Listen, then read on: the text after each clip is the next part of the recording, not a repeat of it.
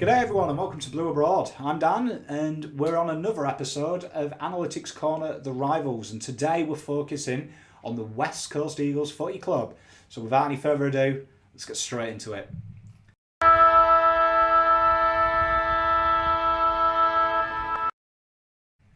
"2019 was a bit of an up and down year for the reigning premiers. They were coasting at one stage for top four, then a late season blip and a slip up at Collingwood meant that they had to go the hard way through the finals, and it was not meant to be. However, Oscar Allen, Petruccelli, Waterman, they saw plenty of action, and when you throw in the young players like Rotham, Watson and Cameron, they all got a taste of football which will really stand them in good stead for the years ahead. They showed a lot throughout the year, and there's a renewed sense of optimism around with the big summer arrival of Tim Kelly, which makes their mid look almost impregnable at the moment. With the mid and forward line they have, they are probably the most dangerous side on paper, and the back line is littered with transitional threats and good users. 2020 certainly looks to be an exciting year if you're an Eagles fan.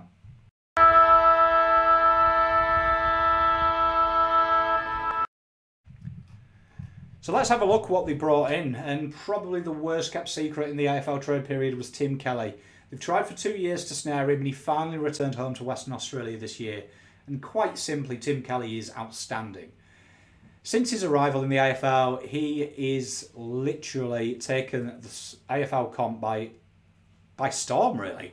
And really, you look at this midfield and the ruck stocks they've got, it harks back to the golden era of 2006, when they had Cox, Judd, Cousins and Kerr. For me, this is a very tough team to beat in the midfield. He's classy with the ball, classy at foot, silky skills, a natural game winner, can influence the contest on the outside as well, and he's potent when he rests across half forward. Probably cost Charlie favourite last year, Dangerfield, a Brownlow, and for me, he's at a team now where he's really going to stand out because they don't focus on one player at the Eagles like the Geelong team do. Possesses line-breaking speed, almost untaggable, very strong through the legs and very good aerially, really offers West Coast the complete midfield package. One of the most exciting players for me in the competition to watch, and with the outfit around him, star written all over him. In the draft they acquired Callum Jamieson. Now if you remember the early draft videos, he was my favourite as a rook for Carlton to get a backup. And I was surprised he did slip so late, to be honest. I knew he was a mid-range pick, but I thought a few other teams would have snared for him. And for me, he's an exceptionally talented footballer and will develop nicely with Natanu and Hickey there. There is no rush. He's exceptionally mobile and has a fantastic vertical leap. And for me, he was the best ruck craftability ruckman in the draft. And for West Coast to snare a local boy, it's a real steal. Has big game experience, and his work rate is second to none. Good on the ground level too, and can really find the ball and accumulate possessions with ease. He's a handy forward as well, and he's got a real good kicking action. Might be a little bit undersized at the moment, but with the ruck stocks healthy, there is no rush. And with this year being a real niche of having two players, one who can rotate through, given injury, I could see him getting a chance this year because he could hold his own in the forward line too. I reckon he will be unleashed at some point this year, but check his development out. He's a phenomenal talent. Big booming kick Ben Johnson was next, and the Perth boy has a NASA-like kick. Gets a lot of distance, covers a lot of ground quickly. He's also exceptionally quick. Has the traits that a lot of halfbacks have in the comp. Real good rebounder, accumulates possessions, transitional threat, looks to attack at every opportunity and will really suit the ethos down at West Coast of being a good ball handler down the back. Looks to take the game on, looks to break lines, looks to really get the ball forward hard. We'll have to put some size on and maybe work on his consistency over 4 quarters, but when he's got a team of Shepherd, Jetta and Hearn to learn from in training, best possible chance. I think he's an absolute steal where he went. Watch him in the waffle with Close. And in the rookie draft, they took Anthony Tracy. Now, this kid booted 18 goals from 17 for Cable Beath, and a very dynamic player and one who just literally shot up the rankings really late. Suits the Eagle forward line as he's just pure X factor. He can create something out of nothing. Has really, really, really, really good ball skills too, and his decision making and ability to bring players in around him is really, really high.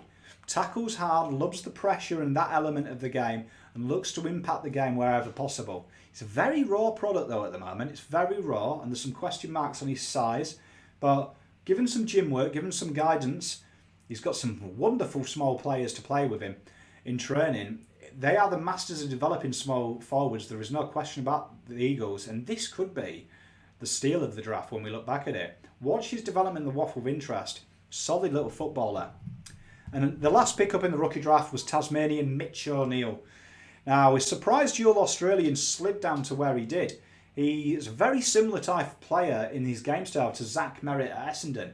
Combines smart hand and foot skills with exceptionally high footy IQ.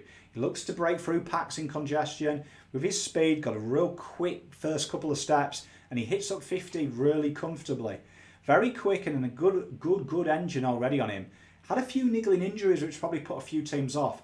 There is some question marks on his durability, but for me, in the right setup, could really make a lot of AFL clubs look mighty stupid for passing up on him. Watch his development with keen interest. Real handy pickup, and I reckon he's got AFL footballer written all over him.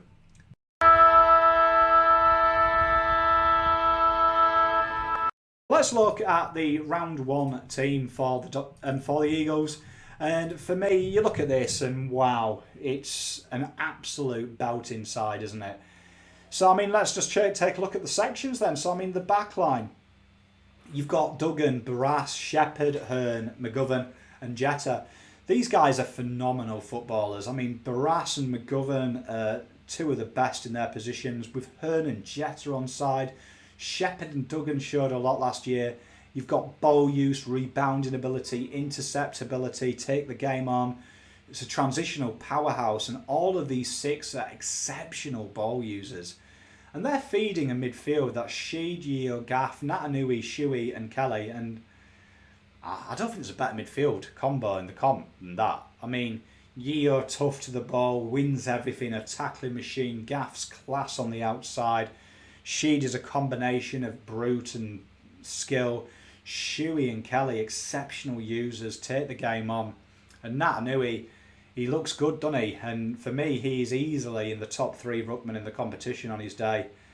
It's tough to beat, tough matchup as well. Like, who do you tag in that midfield? Solid use. And then you've got Cripps, Darling, Petruccelli, Allen, Kennedy and Ryan. And you've got class, speed, goals, footy IQ. Allen was impeccable last year, and you can see him rotating down the back as well. Good in the air, real strong mark.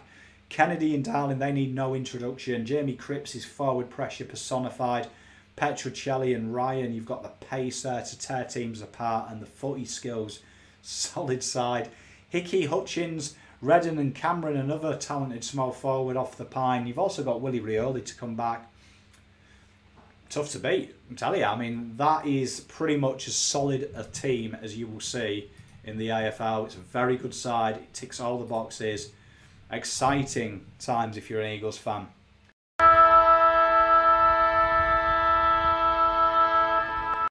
So 2020, we've talked them up. What can we see? Looks like it's flag time for the Eagles for me. This 22 is as complete as you can get. Exceptional users, hard ball getters, good winners, intercept players, rebounders, goal kickers. They play a style of football that's not only easy on the eye, it's tough to beat. Statistically, their age and game profile fits the sweet spot to win flags. The list is stacked. They can cope with an injury crisis, and there is a host of young players banging down the door of the 22. Champs Day surprisingly has them 5th, and TPI had them 4. For me, I think they'll finish top 3, and I reckon they'll win the whole thing. There's Pom's big call. You've heard it. I finally picked a winner. Eagles will win the flag.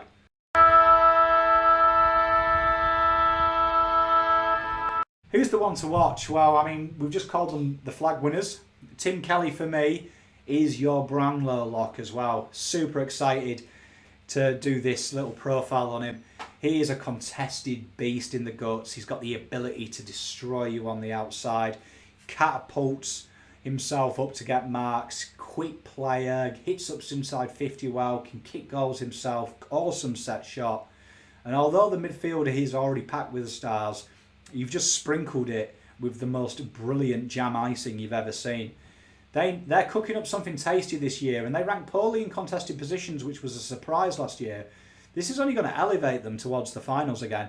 And I think the talent around him, he's going to have a more free role than he did at the Cats. And I predict by the end of the year, he's going to be wearing the old Charlie around his neck and being talked about in the ilk I think he deserves to be. Because to me, he's up there with your Fifes, your Dangers, your Martins, your Crippers. He can do everything. He can win his own ball. He can tackle. He can kick snags, create chances for others, brings other players in brilliantly. And he adds something very dynamic that few sides have. I think he frees up Shuey as well, which is a help, because Shuey now is going to have less attention. They're really going to influence games between them. Find it hard to look past Tim Kelly for the Brownlow.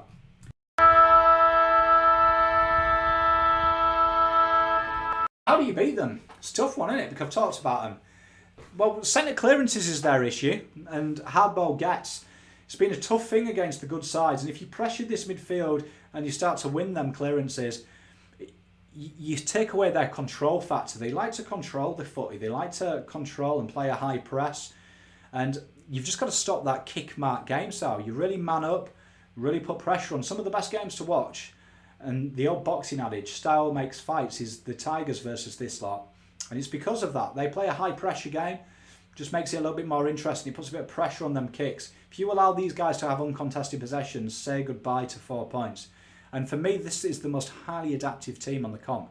They can play ugly, they can play quick, they can play slow, they can play beautiful. Real good side, but I mean, that is the traditional benchmarks of how you beat this side. Looking to put pressure on them and looking to not allow them to control the footy and really playing a hectic brand of football.